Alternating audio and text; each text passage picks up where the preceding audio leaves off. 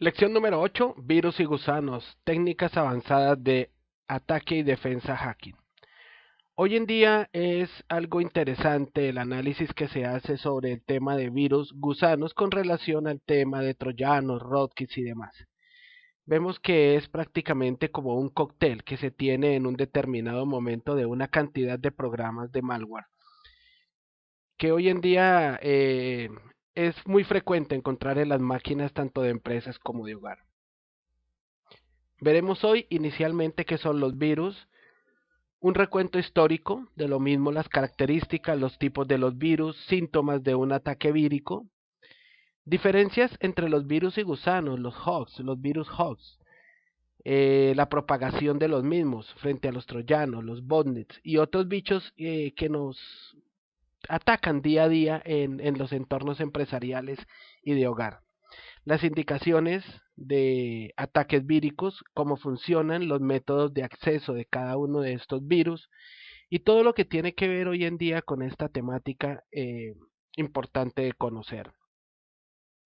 En el flujo del módulo, lo que haremos es inicialmente un recuento histórico, como se decía, las características, y acá es importante recalcar que los hogs son como un vector de virus, que lo vamos a ver más adelante. Y si bien los troyanos son muy parecidos a los virus, pues formalmente son diferentes, ¿no? Continuaremos después con el ciclo de vida de los mismos, de qué manera se infectan, el ejemplo de lo que se debe tener en cuenta para escribir un código de virus, la detección y defensa de los mismos, acompañado de lo que es el software de virus en sí. Pero ¿qué son los virus? Para comenzar esta temática. Los virus son los virus computacionales son programas que se pueden autorreplicar, o sea, muy parecido a lo que es un virus biológicamente conocido. Los virus biológicamente como la gripa y otros se propagan, se autopropagan. Pero hablando en términos digitales, estamos hablando de que no es un organismo vivo. Igualmente a los virus tradicionales es un programa que se puede autorreplicar haciendo copias de ese código y siempre operan sin los conocimientos del usuario final, que en realidad es la víctima y el perjudicado en este tipo de infecciones. No hace falta que este programa sea malicioso siempre o que lleve alguna acción nociva obligatoriamente. Es simplemente un programa que se puede autorreplicar a otros programas. O sea que, repito, opera sin el conocimiento y el deseo del usuario que utiliza la PC donde se encuentra almacenado el virus. Históricamente, vemos de que se ha creado desde 1981 código vírico y han sido pues amenazas desde sus primeros documentos desde 1981, 1983 y ya para 1989 una cantidad de virus bastante famosos como el Melissa o el Tricid o el Blue Boy, que eran bastante famosos en aquella época por la forma en que se propagaban. Luego ya en el 2003 llegó el Lamer, que infectó básicamente el 99% de los computadores donde se encontraban las bases de datos de servidores en todo el mundo. Está también el Blaster y uno que falta ahí que es el Sacer, pero es de evidente y es que recalcar que eran virus muy malignos.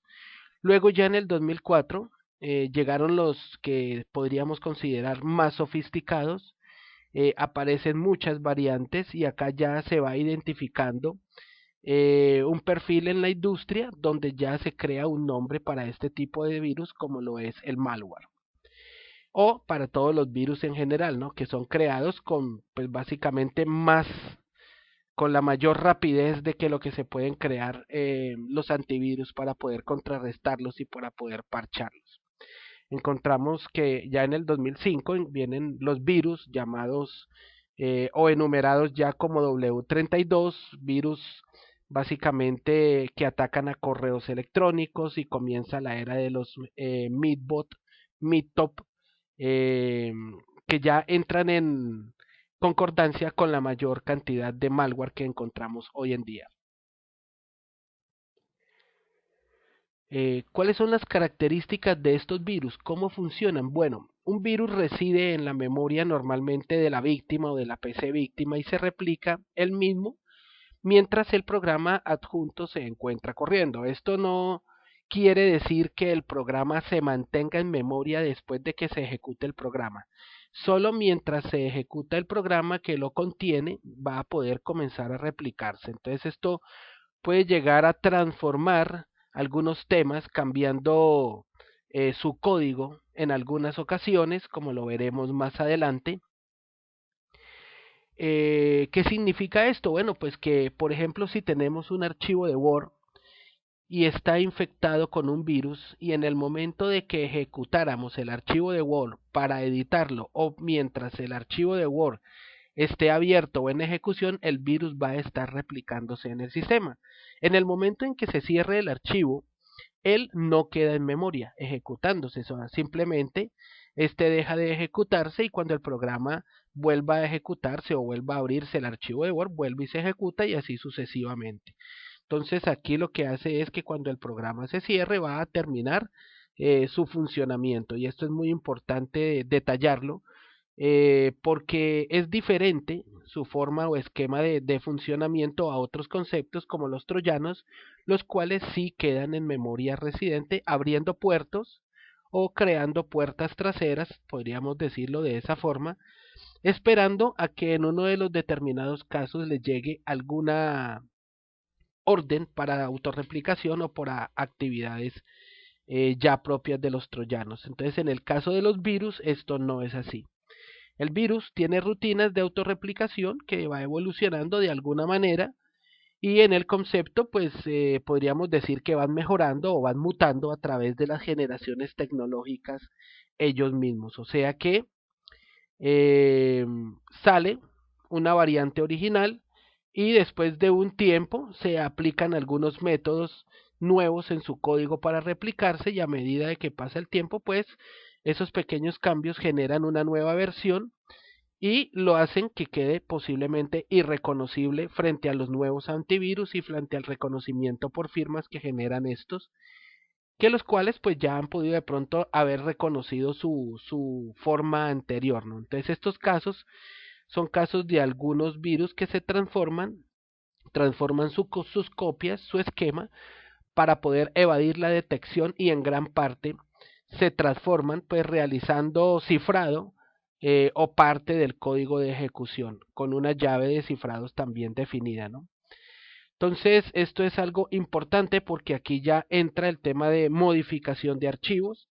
Miremos algún ejemplo, podríamos decir de que tenemos un archivo de un tamaño, ese tamaño puede ser un archivo de 100K, por ejemplo, y para que no sea detectado el cambio súbitamente que va a sufrir el archivo, lo que hace el virus es que elimina parte de ese archivo y luego se modifica embebiéndose en él para no ser detectado y luego nuevamente él vuelve a su normalidad el archivo.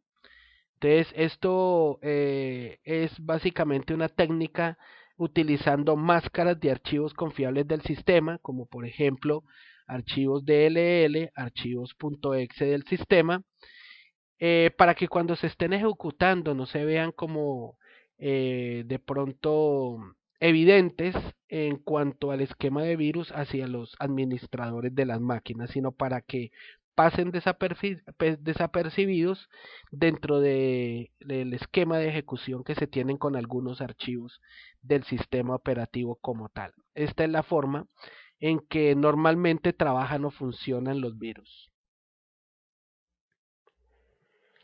Vamos a ver ahora cómo operan en algunos de los casos o cómo es el estándar de operación de ellos. Ellos operan en dos fases, básicamente es una fase de infección y la fase de ataque.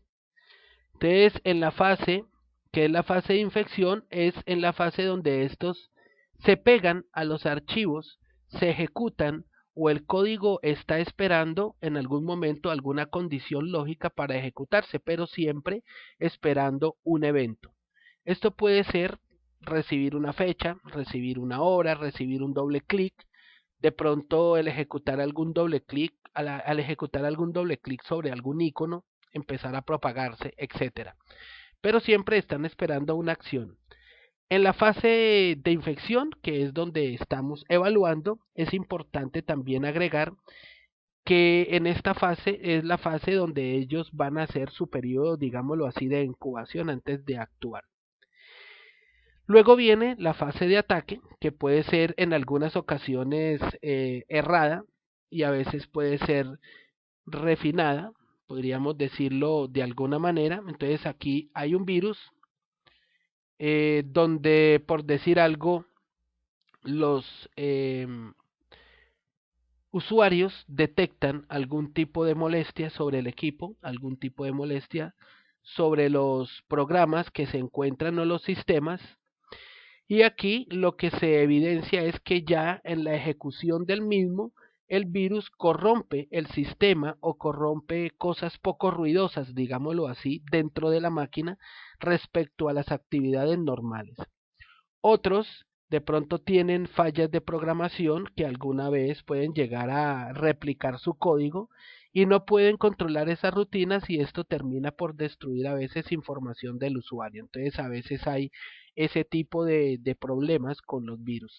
Ahora, hoy en día, generalmente los virus pues proceden solamente o sí, proceden únicamente a la fase destructiva eh, de la parte de ataque. Entonces, cuando ya han sido totalmente dispersados en la máquina de la víctima por parte del atacante, o sea, cuando ya han infectado suficiente cantidad de archivos, como en algunos casos es muy notorio, es importante determinar que ya en esta fase, después de que han infectado muchísimos archivos, aquí ya es donde entra pues la actividad de los virus, ya que estos, los antivirus, perdón, ya que estos son cada vez más sofisticados, digámoslo así, en el sentido técnicamente más rigurosos, y hoy en día ya detectan con mucha más prontitud y mucha más facilidad los virus. Por eso se dice de que estos trabajan en algunos momentos o en su mayoría ya con mutaciones a nuevas versiones o a nuevas transformaciones, pero siendo el mismo virus.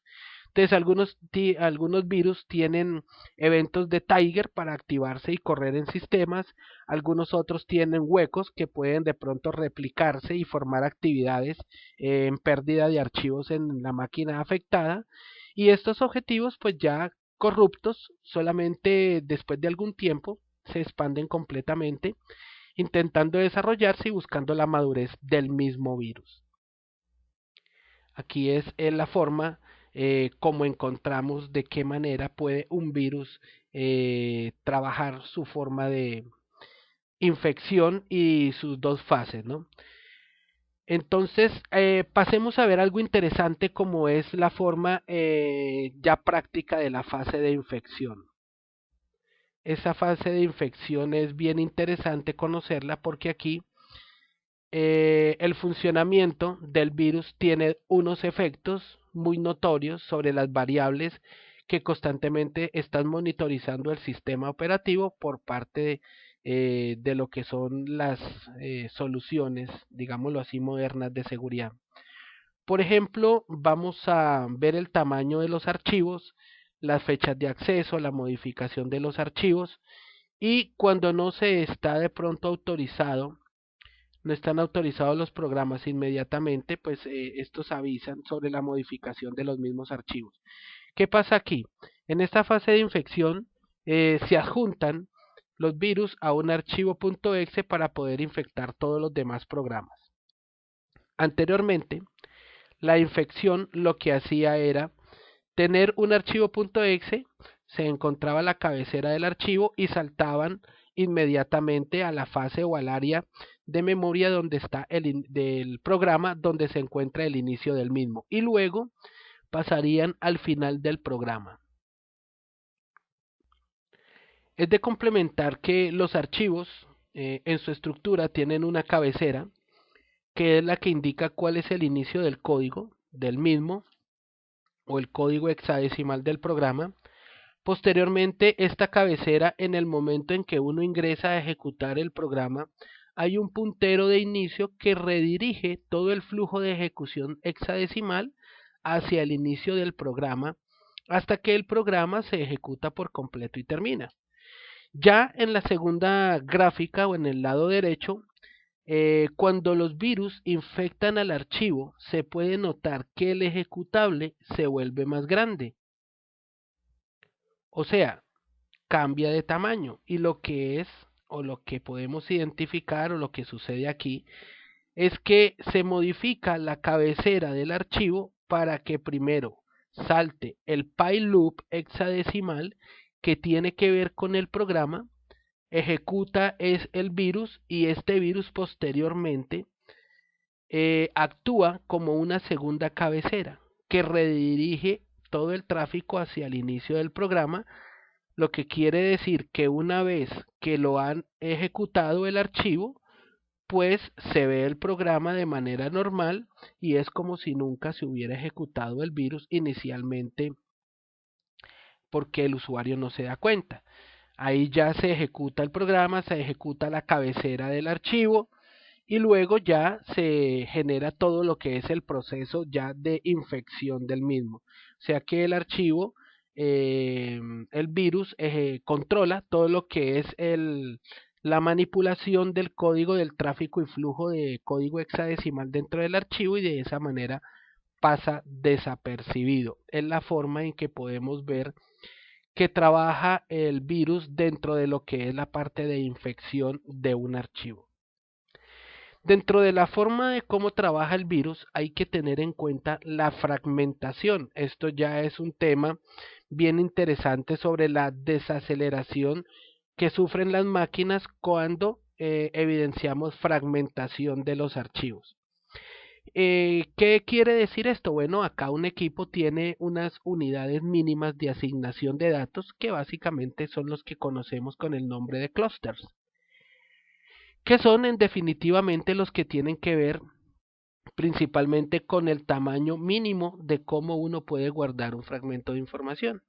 Cuando uno va a grabar un archivo, por ejemplo un archivo de 4.5K, si las unidades son de máximo 1K de datos, pues acá se ocuparían 5 unidades de asignación, no 4.5, porque una unidad no puede tener subdivisiones, al ser esta pues una unidad mínima de almacenamiento, ¿no? Los clústeres. Acá la fragmentación es algo muy común. Cuando el archivo se fragmenta, debido a que las unidades de asignación no son totalmente contiguas, no están una al lado de la otra, o sea, no se encuentran de forma consecutiva. Esto ocurre, la fragmentación, porque todo el tiempo se está creando y borrando archivos, entonces es evidente de que van a haber espacios no unificados y contiguos, sino que van a estar dispersos. Acá el equipo puede de pronto llegar a funcionar en ocasiones más lento para poder acceder a los datos que se encuentran almacenados en el disco. ¿Por qué? Pues porque tienen que recorrer una gran cantidad de espacio en disco, debido a lo que decíamos ahora, que las unidades de asignación o clúster no se encuentran contiguas. Y no, están separadas, o sea, se encuentran dispersas, están separadas. Acá el archivo ya podríamos verlo perfectamente, se encuentra fragmentado. Generalmente cuando el virus se agrega al archivo ejecutable donde se va a propagar, ocurre también una fragmentación, y esto es una fragmentación o es un proceso bastante agresivo, y por eso cuando los virus anteriormente eran pues agresivos o eran dañinos e infectaban bastantes máquinas y archivos del sistema, pues se veía como un funcionamiento de los equipos de tal manera que se ralentizaran y tuvieran bastantes bloqueos y se viera afectado, donde uno de los más notables problemas que se encontraban y aprovechaban los virus era el tema de la fragmentación de archivos. Esto realmente no permitía que uno llevara a cabo algunas tareas básicas del sistema y finalmente terminábamos formateando la máquina. Como se ve en la gráfica, en el archivo A vamos a encontrar en algunos clústeres que se encuentran con el mismo color, o sea, se encuentran contiguos.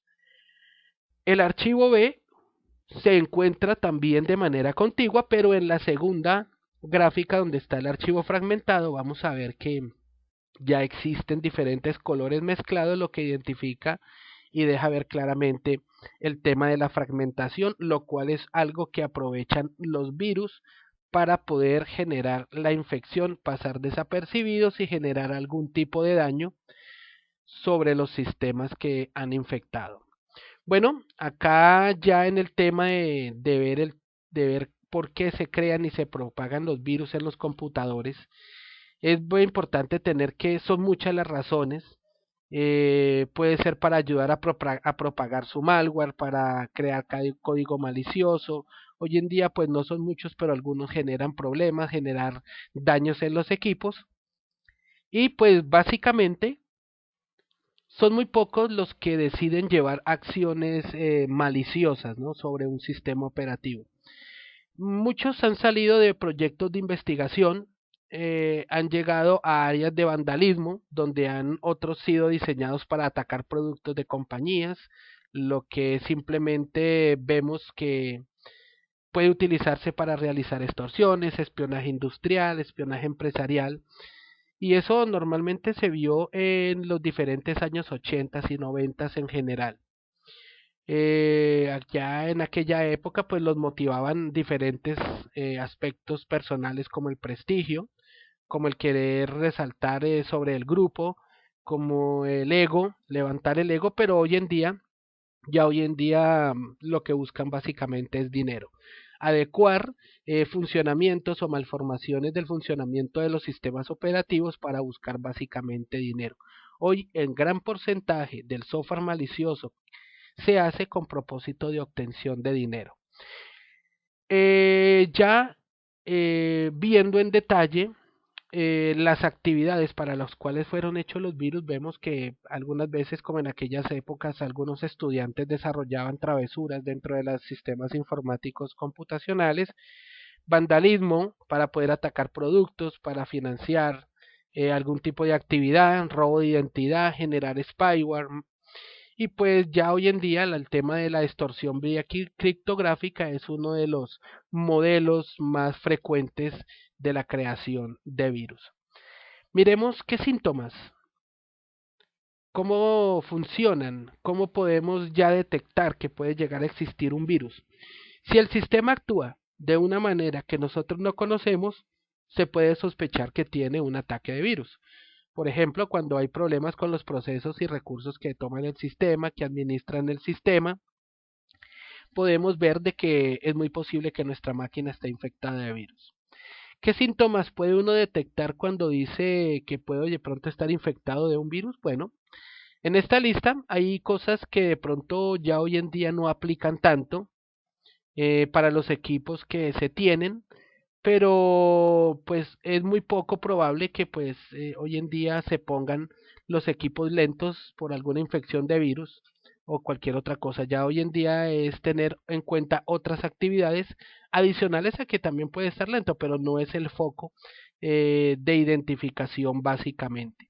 Entonces, anteriormente y hace muy poco tiempo se veía, además de la lentitud, pues pantallas azules como en el caso de Windows. Típicamente, aunque no esté uno haciendo nada, pues el virus está trabajando y se veían este tipo de problemas, ¿no? Entonces existe otra funcionalidad de la máquina, que es cuando uno trata de identificar qué es lo que pasa en uno en su máquina y ve de pronto mucha actividad en el disco cuando uno no esté realizando ninguna actividad. Y en estos casos, pues ya cuando el navegador también se congela o cuando un programa deja de funcionar súbitamente, puede ser ya hoy en día evidencias de que puede uno estar infectado de algún tipo de software malicioso, en este caso software de tipo vírico. Entonces, dentro de la lista, como vemos, pues ya el tema del pito, ya el tema de los virus que reportan en el sistema, que el nombre del disco duro cambia y algunas cosas, pues ya hoy en día ese tipo de actividades ya no funcionan, pero si vemos el tema del manejo de congelamiento del explorador, el tema de algunas máquinas ralentizadas y algunas otras actividades que la verdad son muy evidentes en las máquinas cada día más. Y entramos ya a ver lo que es el tema de cada uno de los virus, el tema de cada uno de las variables que tenemos dentro de nuestra larga lista de virus. Arrancamos con uno que es muy interesante, como son los virus hoax. Estos tienen muchas variantes, pero los hoax sobre los virus anteriormente fueron muy famosos. Básicamente son falsas alarmas que se reportan acerca de algo que no existe. Esa es la característica de los hoax. Mensajes de alerta propagados por medio de un email que no pueden ser vistos, que de pronto alguna actividad o algo que hará mucho daño dentro de algún sistema, de alguna implementación y que nosotros pues debemos conocer. Evidentemente siempre la propagación y el aviso de este tipo de virus es a nivel de normalmente correos electrónicos. En algunos casos, esos mensajes que llegan de alerta también contienen archivos adjuntos con virus. Estos poseen una vasta capacidad de destrucción sobre algún tipo de sistema. Entonces es importante conocer esto de este tipo de virus hoax, que son virus que básicamente eh, evidencian mensajes de algo que la verdad no es cierto. Entonces esto es muy utilizado para de pronto atacar empresas a nivel corporativo de mercadeo, generar mitos urbanos, tener guerras, como lo decía, o generar guerras de mercadeo entre empresas. Y pues básicamente a este tipo de mensajes no hay que colocarles cuidado. Esto es muy peligroso porque esas listas de correos a veces vienen ya infectados no solamente con estos hoax, sino con otro tipo también de malware adjuntos y que bueno, infectan las máquinas ya que los usuarios muchas veces no son prudentes de dar clic sobre estos iconos o links y quedan infectados, ¿no? Existe una página llamada rompecadenas.com para que aprovechemos de pronto el ingreso a esta página y cuando le envíen a uno estos mensajes de hoax, ahí podemos copiar el mensaje y acá de pronto vamos a encontrar muy actualizadas las listas de este tipo de mensajes y nos va a decir si es un hoax o no lo es. Entonces, finalmente vemos que este tipo de virus son fácilmente generadores de mitos y generadores de confusiones. Aquí vemos un listado del virus de hoax. Vemos de que hay que mirarlo con mucho detenimiento y vemos de que existe una alerta del mensaje que llega el día de hoy acerca de Microsoft. Es un mensaje acerca de esta empresa donde dice que va a llegar un email con un asunto de help y que si te llega o se te ocurre abrirlo o pasar el mouse, no lo hagas porque esto activará un virus sin necesidad de descargarlos. Entonces esto es un tipo de hoax que está alertando a alguien sobre algo de una empresa que de verdad pues esto no es cierto en su momento. Es un ejemplo de cómo puede llegar uno de los mensajes a nivel de correo electrónico. También lo encontramos escondido o evidenciado en cartas. Como vemos, el siguiente es un texto, un mensaje que vemos. Esto no es ninguna carta basura. Bill Gates está compartiendo su fortuna. Pues básicamente a muchas de las personas les ha llegado este tipo de correo electrónico alguna vez. Y pues obviamente esto es mentiras. Y muchas veces llegaban hasta con archivos adjuntos o algunos links para verificación de la información y se evidenciaba o se encontraba de que las máquinas en su mayoría que daban clic en estos links se infectaban de algún tipo de virus. Llegando ya al tema, encontramos de que existen diferencias entre lo que son los virus y lo que son los gusanos. Entonces, ¿qué diferencia hay entre un virus y un gusano? Bueno, que los virus necesitan de ciertas condiciones para su propagación. Estas condiciones se reflejan en que siempre debe existir la intervención humana para que un virus pueda tener una probabilidad de éxito en cuanto a la propagación del mismo. De otra parte, pues ya un gusano no requiere este tipo de intervención. Él no necesita este tipo de actividad o intervención humana para propagarse. Solo podemos fácilmente un gusano permitirle que ingrese a nuestra máquina y con eso tenemos para que él genere propagación de sus actividades. O sea, un gusano no requiere de esa intervención, no necesita de esto. Por lo general son entidades que pueden salirse fácilmente de control en temas de propagación, entonces son muy peligrosos, lo cual puede generar que se tenga un descontrol masivo en cuanto a la propagación, por ejemplo lo que pasó como Blaster o como Slammer o como el Sacer, los cuales se propagaron prácticamente en unos pocos días y que infectaron prácticamente la totalidad de los servidores de SQL Server, hablando en el tema de Microsoft a nivel mundial, por la vulnerabilidad del día cero. O sea que hay una gran diferencia entre lo que es un virus y un gusano, como lo evidenciamos de acuerdo al tema de su fase de propagación. Básicamente, el gusano es un tipo especial de virus que puede replicarse por él mismo, usar la memoria, pero él no puede adjuntarse él mismo a otros programas. Requiere la intervención humana que ejecute el archivo donde él se encuentra. El gusano se propaga a través de la red, automáticamente infectando toda cantidad de máquinas, pero un virus no puede realizar eso automáticamente. El virus, recordemos de que siempre requería la ejecución de un .exe o de un archivo .doc como una carta, etcétera. Entonces siempre mientras existiera la actividad humana de abrir o ejecutar el programa. Entonces esa es la diferencia que encontramos entre un virus y un gusano. ¿Qué indicadores podemos encontrar en el tema de cuando estamos siendo víctimas o qué evidencias podemos encontrar siendo víctimas de un ataque de virus? Pues existen algunos elementos que, como vemos acá, son archivos con extensiones raras, programas que son muy lentos o que no abren, un computador con un sistema lento, puede ser otro tipo de evidencia, recursos que son usados con facilidad, programas que actúan erráticamente, que actúan mal, por ejemplo, cuando hablamos de el Internet Explorer o cuando hablamos de cualquier otro browser que está actuando de forma rara, se cierran los programas automáticamente, no se le ha dicho que cierren. Cuando existen archivos en nuestra máquina con nombres extremadamente largos, no usualmente realizamos nosotros esa actividad de colocar nombres largos a los archivos. Esto es algo que ya podemos ver como una evidente marca de que encontramos nuestra máquina infectada. Ahora, incluso los virus podrían llegar a representar una amenaza en algunos momentos inclusive para el hardware. Por ejemplo, hubo un tipo de virus que afectaba la tarjeta de video de una determinada marca.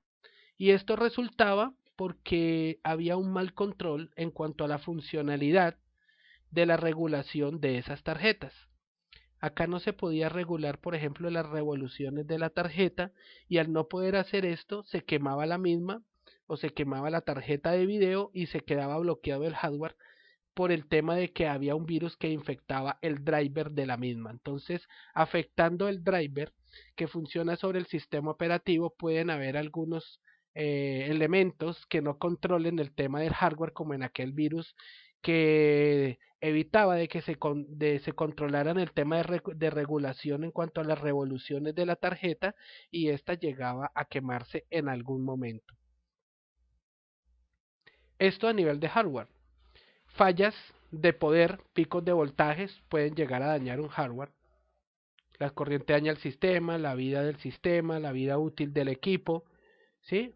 Pero básicamente un ejemplo que encontramos de un virus que tuvo que ver en cuanto al daño de un hardware fue aquel ejemplo de la tarjeta de video. ¿Correcto? Entonces esto es, además de lo que encontramos en la diapositiva como problemas de amenazas contra hardware, y que existía el mito de que un virus puede dañar el computador o puede dañar el hardware. Bueno, directamente no podrá actuar sobre el hardware porque no es posible, pero sí en el caso de ese virus que intervenía o deterioraba la funcionalidad o una de las funcionalidades del driver que controla un hardware y puede llegar a dañarlo.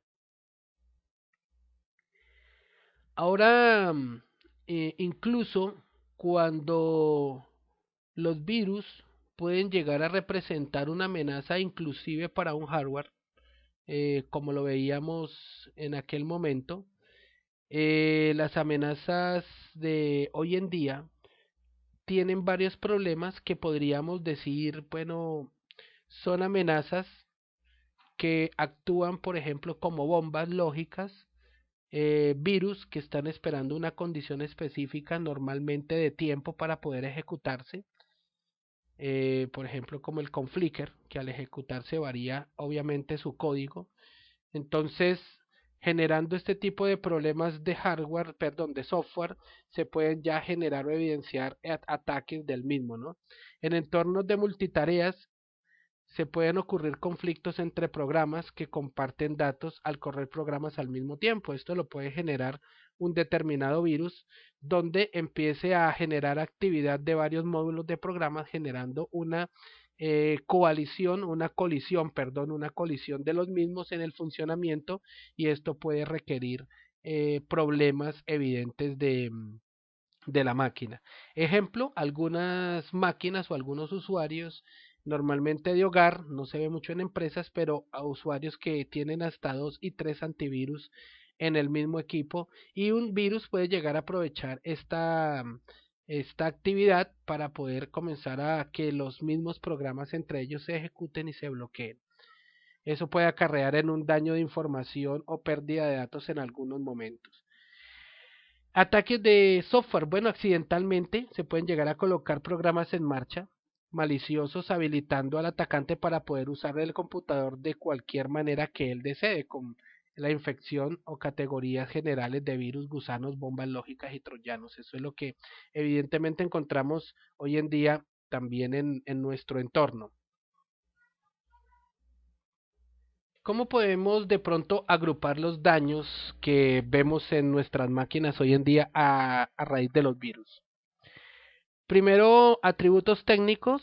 En segundo lugar, razones éticas y legales. Y tercero, las razones psicológicas. Técnicos, pues la falta de control, dificultad en la distinción de ataques naturales, no conocer cómo actúan los virus, la presencia de problemas ya de huecos técnicos en algunos programas, sea problemas de software de fábrica, problemas de compatibilidad entre algunos programas con el sistema operativo. Son razones técnicas que van a evidenciar posiblemente daños acompañados de virus, ¿no? Razones éticas y legales, pues básicamente los virus y los gusanos no son hoy en día dañinos en su mayoría. Entonces existirían otro tipo de razones por las cuales podrían existir daños a nivel de virus. Hoy en día ya no se comportan de esa manera. Razones psicológicas, bueno, existen problemas de confianza, influencias negativas, derechos de autoría y el uso indebido de virus son como razones psicológicas que podrían agrupar en un determinado momento el por qué los virus o los daños que los virus pueden llegar a causar en una infraestructura. Llegamos a un tema interesante que es el tema de todo lo que tiene que ver con los modos en que los virus realizan su infección. De los modos de infección de virus están basados en varios pasos.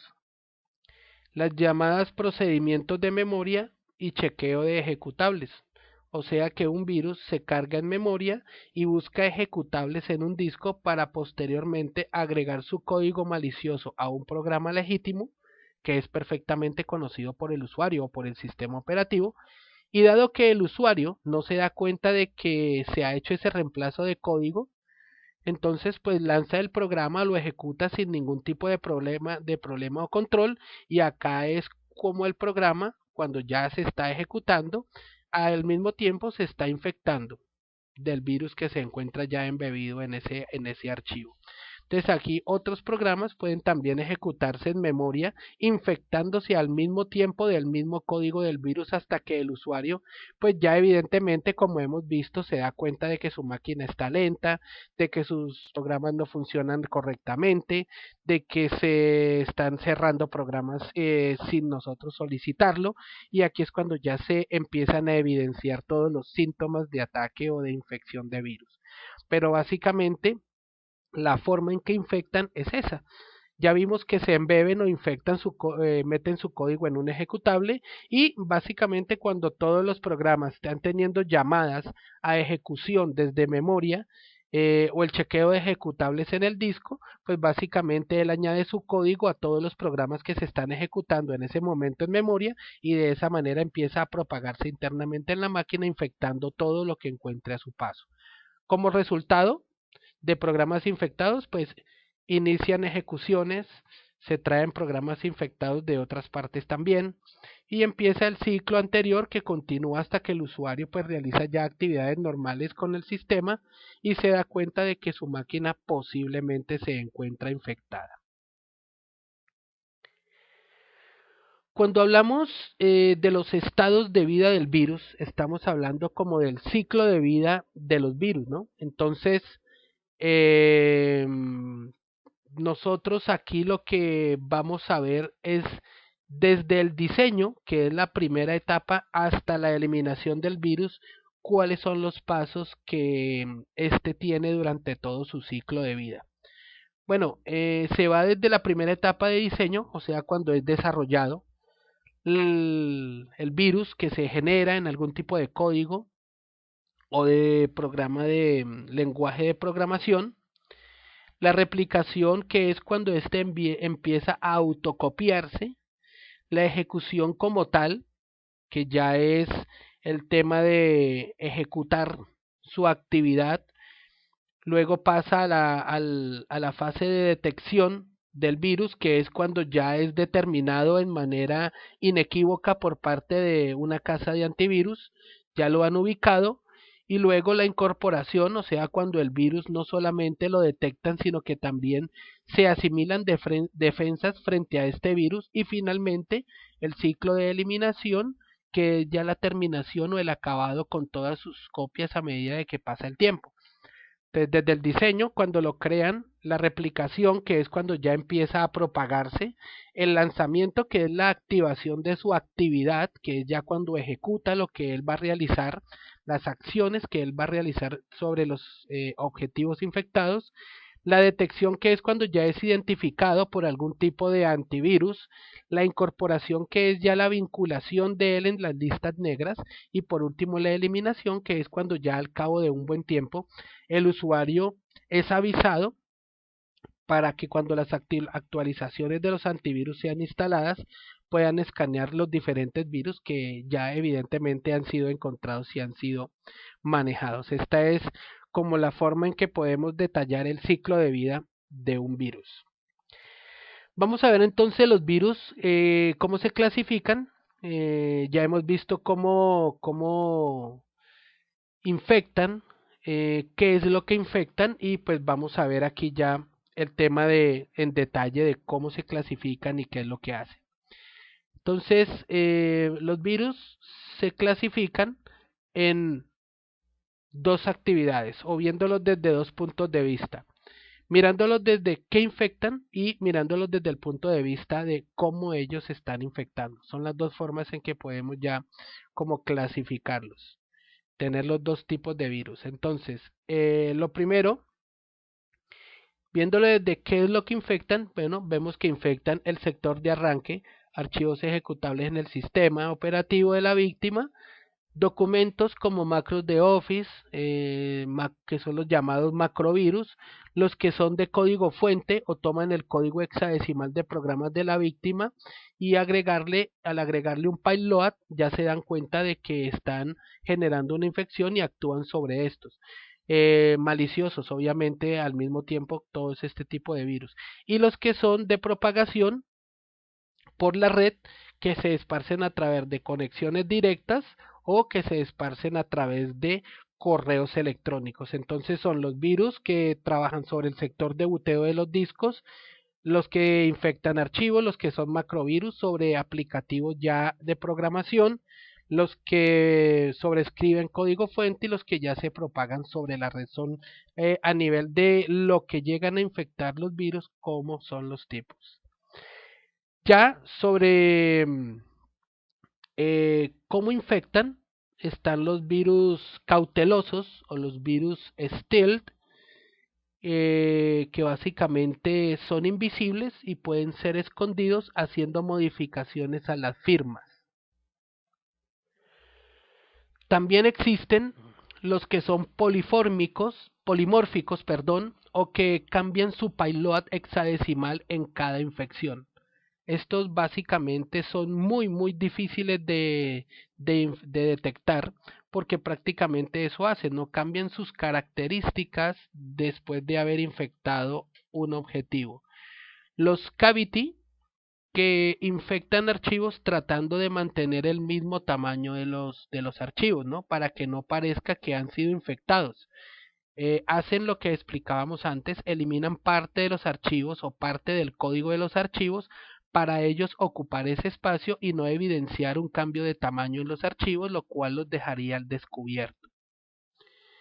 Los de entunelamiento, que son algunos ocasionales que infectan al antivirus y que se colocan por debajo del ejecutable del antivirus, y este ya por ende no puede mandar o no puede funcionar, y en muchos casos pues siempre vamos a estar ejecutando scanning, pero no nos detecta ningún tipo de virus. Supuestamente siempre estamos libres de infección, pero básicamente los de entunelamiento son los que atacan directamente los ejecutables de los antivirus. Y por último, los camuflados, los virus de camuflaje, que son los que se ocultan como aplicaciones genuinas del usuario o aplicaciones válidas de la computadora, como por ejemplo se camuflan sobre la calculadora, sobre el notepad, sobre algunos juegos, y de esta manera pues pasan inadvertidos y pasan desapercibidos a una infección o a una revisión de una infección por parte del dueño de la máquina. Esta sería la forma entonces del análisis de cómo infectan.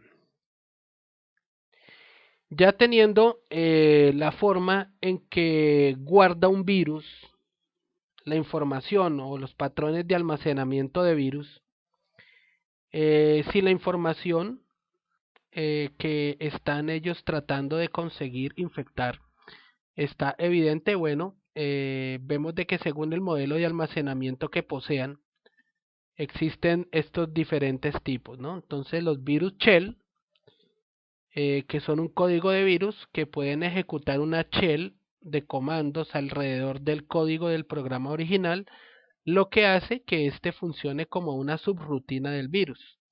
Eso es lo que evidenciamos de parte de estos virus.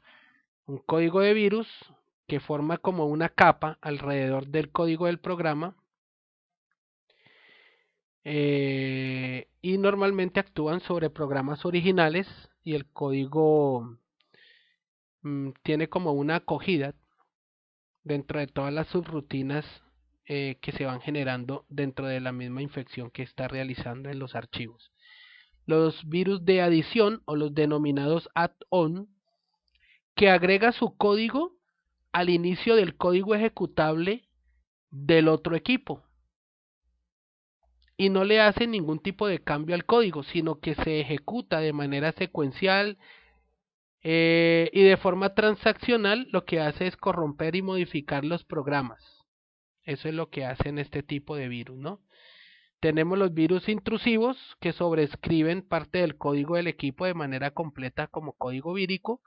Tenemos también los transaccionales, que lo que hacen es corromper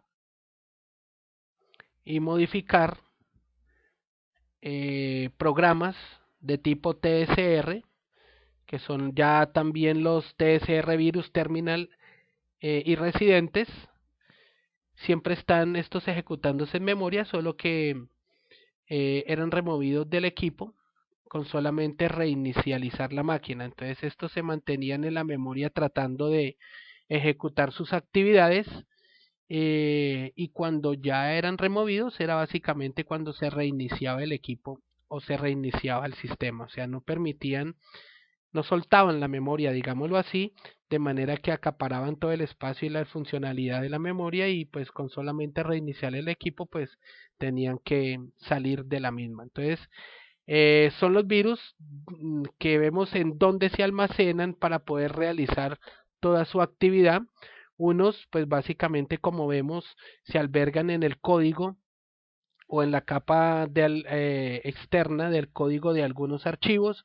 Otros se anidan al principio de los archivos que son infectados. Otros transfieren todo el control del código del equipo de donde residen, que son los transitorios, y los TS virus, que son los que se albergan en memoria. Son las diferentes formas en que estos pueden llegar a ser ejecutados y en dónde están realizando su ejecución.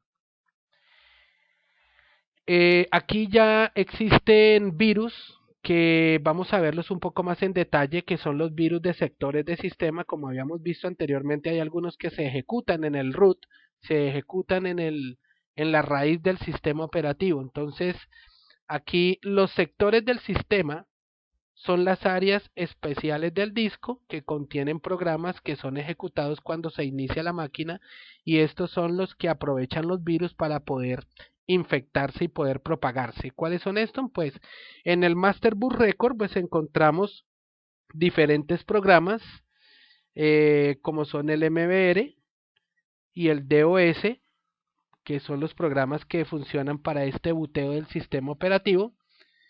Y se considera que estos virus de bot utilizan todas estas técnicas de envenenamiento o de infección de estos archivos de virus para poder lograr su cometido, ¿no? Entonces, para poder aclarar, debemos recordar que hay que tener bien claro el tema de cómo funciona el sector de arranque o de buteo de las máquinas, ¿no? Entonces, donde ya hemos visto que son el área donde se guarda la información referente al inicio como tal del sistema operativo, y cualquier función que tenga el sistema primero tiene que ser invocada a partir de la primera rutina que ejecuta un sistema operativo, que es el boot y el ini en el caso de Windows, y esto es un blanco muy apetitoso para los virus y era algo muy común. Esto iba desde infectar sectores del sistema del disco y otros medios, ¿no? Y eran bastante nocivos en aquella época. Acordémonos de que muchas veces algunos sistemas se ejecutaban o ejecutaban su inicio a partir de una unidad de CD o de un floppy, un disquete, y normalmente así era como se propagaban inicialmente este tipo de virus de sector. Estos son los tipos de sector de virus. Tenemos también, de manera seguida, los llamados stealth o los cautelosos, que son los que evaden el programa de antivirus y funcionan interceptando las llamadas a ejecución del virus, y hacían creer al mismo de que no había ningún tipo de infección con un reporte falso de firmas. Lo que hoy en día pues obviamente ya no se da en muchos de los casos, porque ya este tipo de antivirus están bastante evolucionados y no hay ningún tipo de problema sobre este tema. Además había otro método teniendo este tipo de firmas hexadecimales no detectadas en su momento por los antivirus, o sea que estos lograban engañar a los antivirus, ya que en la mayoría su código original no era conocido. Entonces, este tipo de virus pueden entonces retornar a una versión infectada de un archivo al antivirus, así que aparezca como si el equipo estuviera limpio. Quiere decir que manipulaban o trataban de deteriorar o afectar las firmas o analizar o realizar análisis con firmas de virus falsas para que la máquina dé un reporte como si el equipo estuviera totalmente limpio. Son estos pues los tipos de virus que llamamos stealth o virus cautelosos. Luego vienen los virus de CD-ROM booteable, que eran bastante destructivos y se encargaban de destruir los datos del disco. No se podían corregir o detener, ya que como se arrancaba desde una unidad de CD, pues el sistema no se cargaba completamente y los datos del disco estaban pues en bruto, por decirlo así, estaban a toda su disposición para que el virus hiciera lo que quisiera. ¿Cuáles son este tipo de CDs? ¿Cuáles son este tipo de sistemas? Pues acordémonos de que hay muchos Windows y muchos sistemas operativos que son cargados desde CD, y si estos vienen ya infectados, vienen deteriorados, pues obviamente van a tener toda su información, toda la información del disco duro a su disposición. Existen los virus llamados polimórficos o de modificación, que nacen porque los antivirus buscan patrones hexadecimales de virus basados en una base de datos. Esto es lo que se llaman firmas de virus. Entonces los virus polifórmicos se automodifican en cuanto a su hexadecimal para que los antivirus no los reconozcan en cuanto a sus patrones, los cuales ya están determinados. Y este tipo de virus, al cambiar su forma y ser no detectados por los antivirus, son bastante dañinos. Entonces existen muchas variantes de estos virus. Las modificaciones de virus, como vemos en la parte polimórfica, emplean técnicas que su detección pues se maneja por medio de firmas difíciles o imposibles ya de detectar en algún momento por parte de los antivirus. Estos son los tipos de virus de modificación en sí mismo. Los virus de encriptación de llaves variables son tipos sofisticados que pueden cifrar o ejecutarse de modo tal que no sean reconocidos por los antivirus. O sea, ¿qué hacen? Si, se cifran de tal manera que la información hexadecimal que se puede extraer no se da cuenta de su forma, no se da cuenta de que es un virus, sino de que es un archivo normal. ¿Acá qué hace? Bueno, básicamente cada vez que se va a cifrar el virus en una nueva versión o una nueva generación de infección, se cifra con una llave diferente. Como se nota de que esta llave es diferente, pues evidentemente no va a ser identificado porque es una nueva generación de infección, ¿no? Entonces suele hacerse procesos de generación de números aleatorios en las rutinas de programación del virus, y aquí él ya va a encontrar una nueva llave de cifrado completamente aleatoria, lo cual es básicamente la única forma para poder detectar estos virus, es por medio de su actividad con base en datos demasiado extensos, o sea que no es efectivo de manera general el enfoque de detección de estas formas de virus, precisamente porque ellos están en el momento en que están cambiando su llave digámoslo así, de cifrado. El escáner de virus no detecta directamente este tipo de virus usando este tipo de métodos de firmas. Entonces, por eso es que es muy difícil encontrar estas variantes de virus. Tenemos los de código polimórfico. ¿Qué es lo que pasa con estos virus? Bueno, aquí ya en cada transmisión o en cada copia del virus, el código muta o el código se transforma y el ciclo de infección lo deja totalmente intacto. Entonces el código es cada vez totalmente diferente en el hexa también. ¿Qué es lo que sucede aquí? Pues el programa se encuentra de una forma original.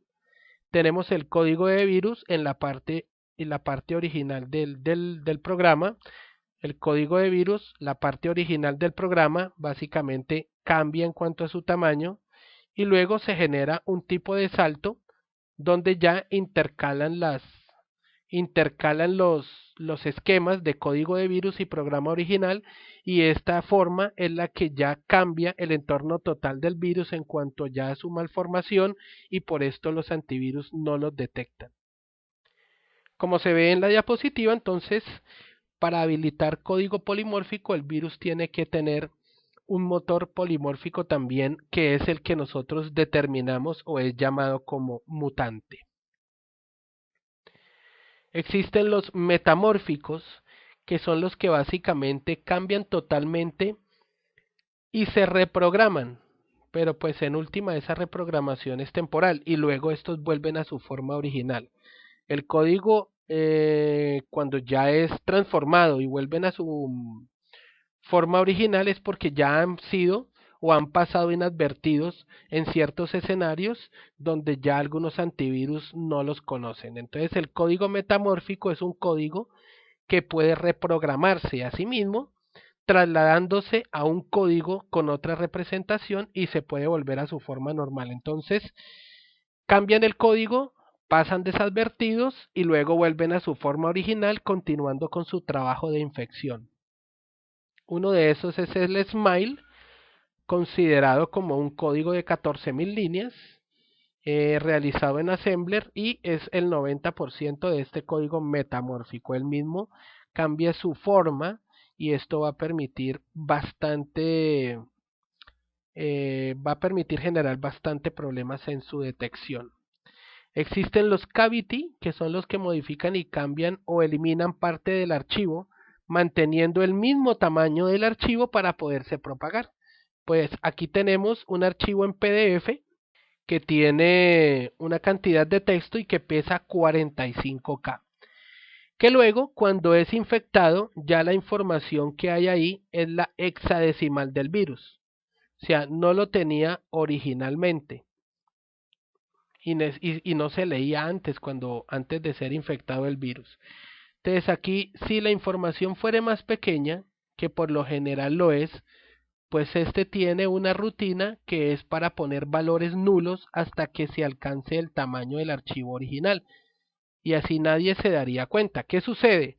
El virus infecta el archivo y para no cambiar al ocupar parte del archivo o al ocupar el archivo completo, para que este no cambie de tamaño, lo que hace es modificar o eliminar contenido del archivo y si él es más pequeño que el archivo, pues simplemente llena con espacios o con información null toda la cantidad del archivo faltante hasta que cumpla con el tamaño de 45K para el ejemplo y de esa manera va a mantener el archivo ya infectado el mismo tamaño que el original y pues va a aparecer o va a pasar desapercibido por el antivirus o por una identificación que hagamos de los archivos en un momento dado. Están también los dispersos o los spars o infección definida que tienen que ver con virus que además de ocultarse a través del sistema tienen unas condiciones para propagarse en unas condiciones también específicas en la red.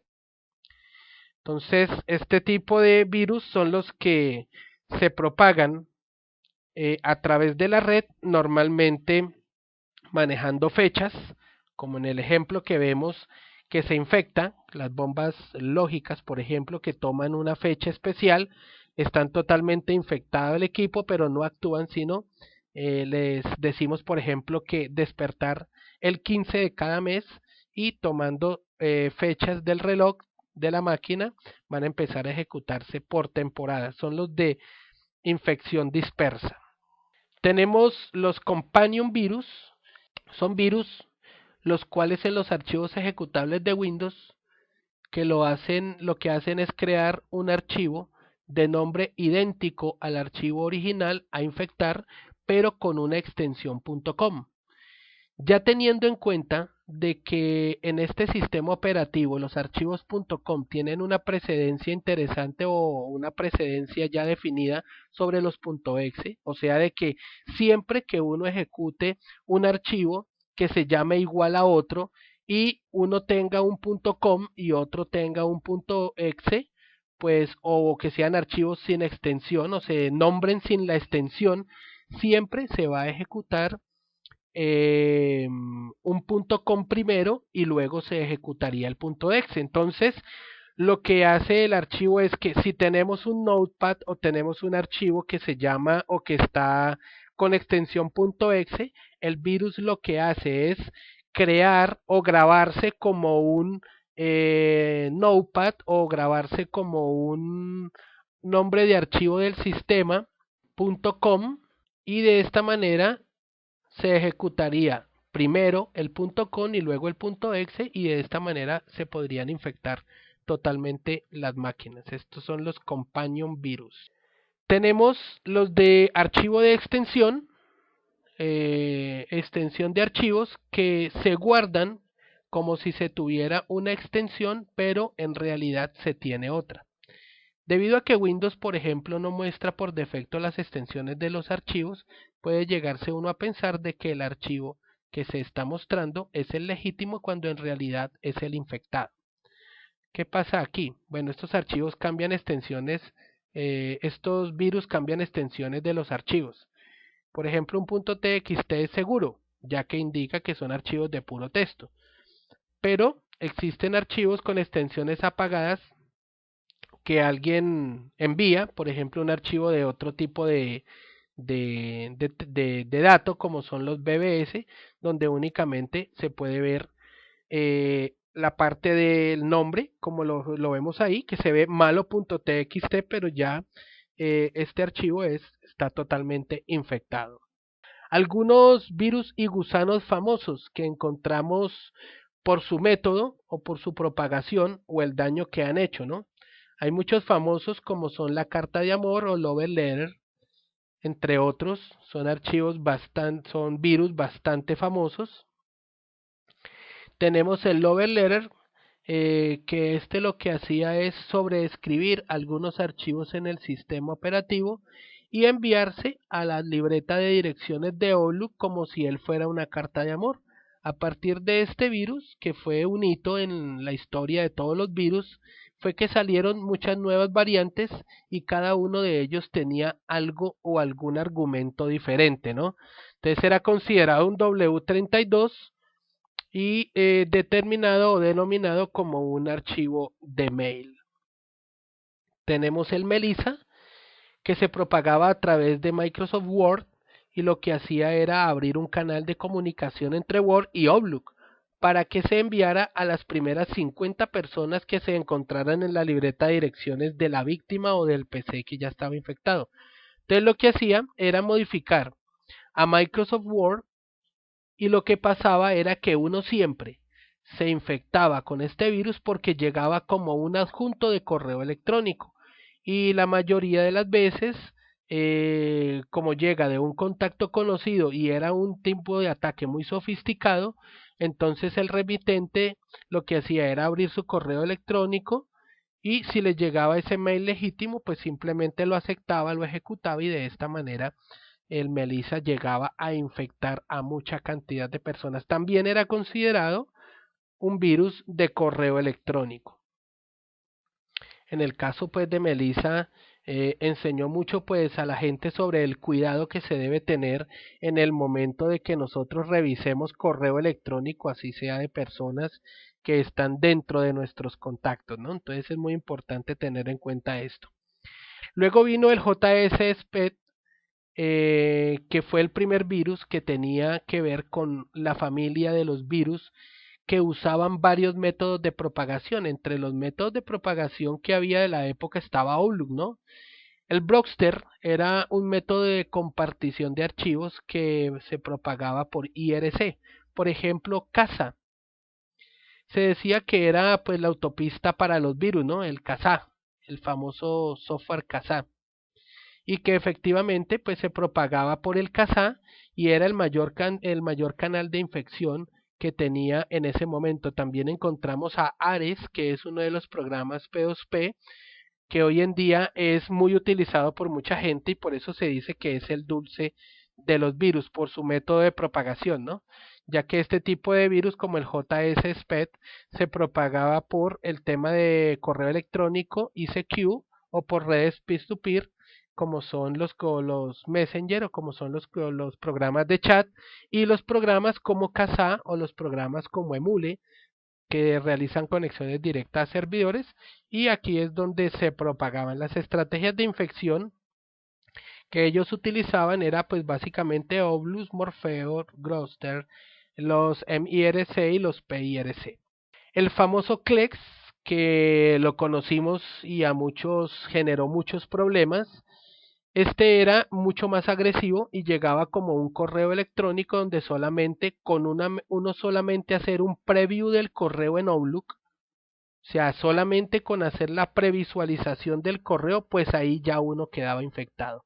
Era un gusano que tenía su propio servidor de correos SMTP y que se propagaba obviamente por los correos electrónicos o por el protocolo de SMTP por medio de las libretas de direcciones. Entonces, a estos mensajes, este virus le colocaba asuntos relacionados con cosas importantes de manera aleatoria, de tal manera que pareciera como si fueran enviados desde libretas de direcciones correctas o direcciones lícitas.